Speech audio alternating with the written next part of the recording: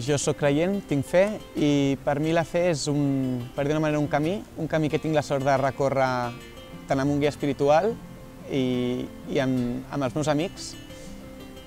I és un camí que diguem-ne que no té fi. Comença amb una fe que normalment és, o en ser creient, una mica imposat.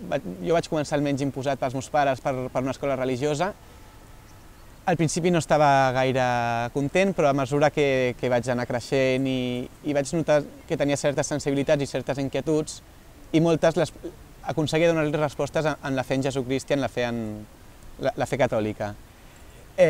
També dic que per mi ha estat molt important un cert sentit de comunitat. Entenc la fe com algo comú entre els germans i sobretot jo ho visc molt perquè ens reunim un grup per parlar de tot això i per tal d'avançar, i ho visc molt en comunitat.